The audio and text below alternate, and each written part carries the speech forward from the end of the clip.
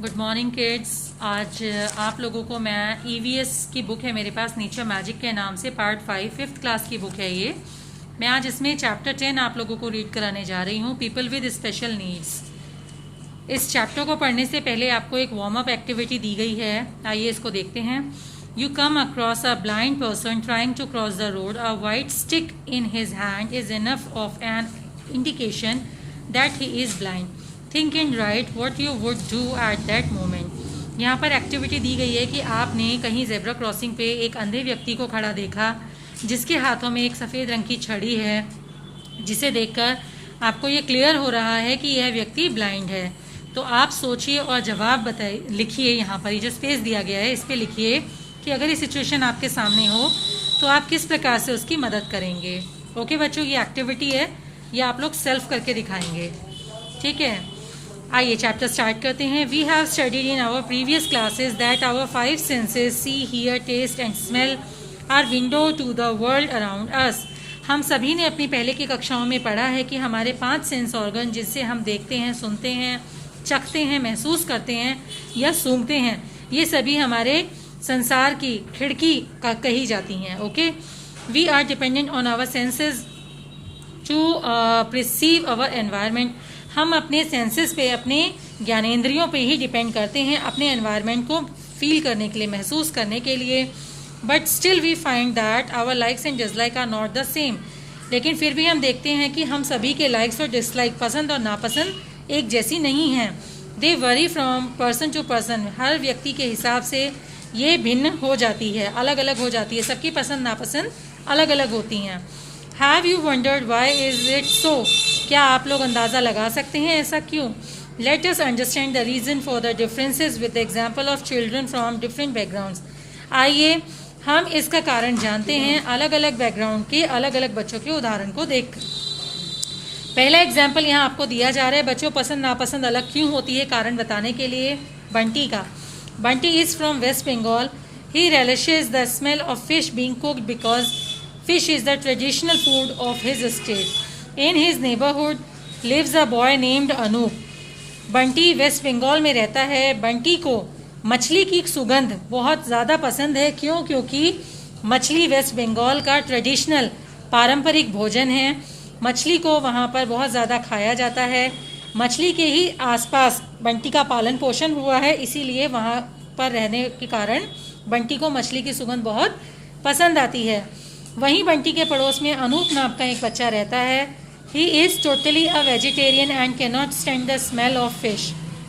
जो कि शाकाहारी है पूरी तरीके से और वह मछली की बिल्कुल भी स्मेल बर्दाश्त नहीं कर सकता। Both are very fast friend. दोनों पक्के दोस्त हैं। Yet they have different likes and dislike because of their family backgrounds. लेकिन आप देख सकते हैं कि दोनों की पसंद और नापसंद बिल्कुल अलग अलग है क्योंकि उनके परिवार का वातावरण ही इस प्रकार का है। Okay,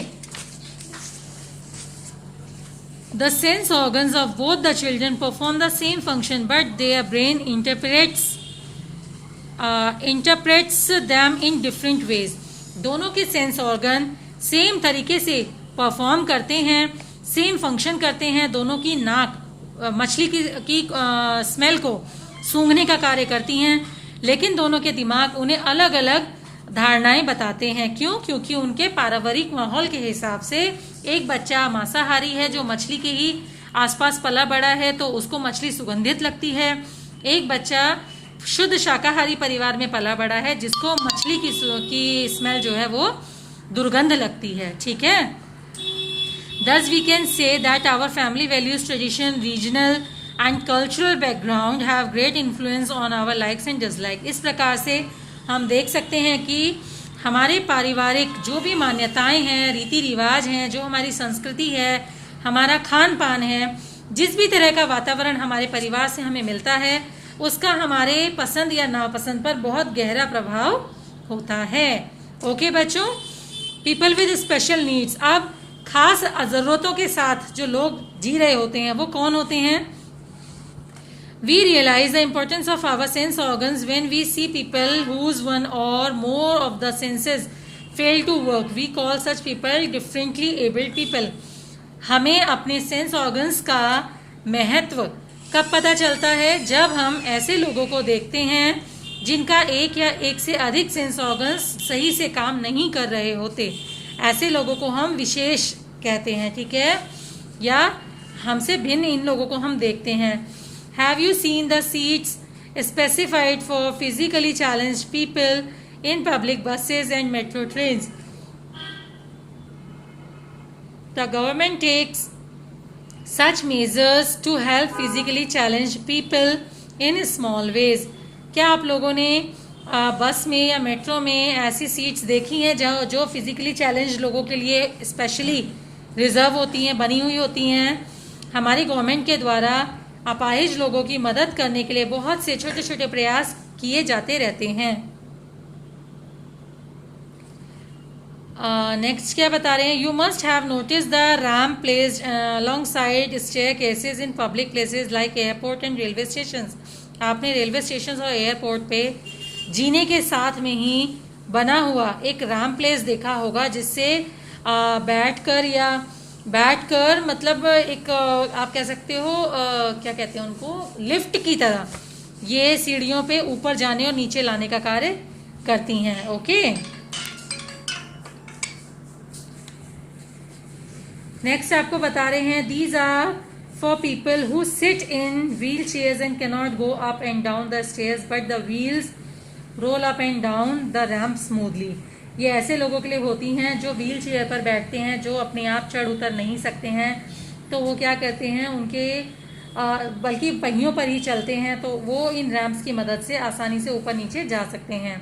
now our days special toilets are also made for the differently abled people in public places. Public places पे अपाहिज लोगों के लिए, जो हमसे अलग हैं लोग, उनके लिए स्पेशल टॉयलेट्स भी बनाए गए हैं। The Paralympic games are held every 4 years like the Olympic games for athletes with physical challenges.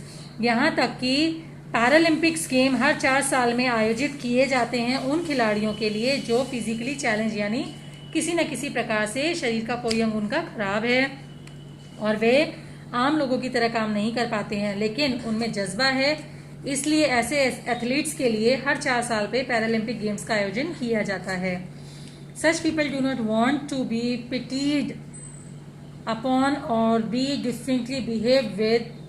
ऐसे लोग बिल्कुल भी लोगों से दया या सहानुभूति लेना पसंद नहीं करते। They just want to live a normal life, बल्कि वे सामान्य जीवन जीना चाहते हैं। The blind have to be guided, the mentally challenged need to be assisted and the physically challenge need help to get things done for him her. आप देख सकते हैं कि जो अंधे लोग होते हैं वो सिर्फ निर्देश लेना चाहते हैं, जो दिमागी रूप से अस्वस्थ लोग हैं वो अपने प्रति सिर्फ केयर असिस्टेंसी चाहते हैं, और जो फिजिकली यानी शारीरिक रूप से दुर्बल लोग हैं वो सिर्फ इतनी मदद चाहते हैं कि लोग उन्हें स्वयं अपने लिए कार्य करने दें। We have to play our part in helping them survive in this world with dignity and ease. हमें क्या करना चाहिए?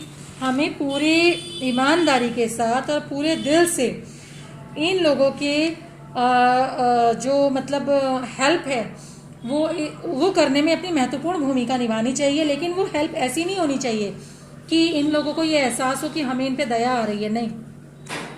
We should not pity them or feel sorry for them. हमें उन पे दया नहीं करनी चाहिए या हमें उनके लिए सॉरी नहीं फील करना चाहिए, बुरा नहीं महसूस करना चाहिए।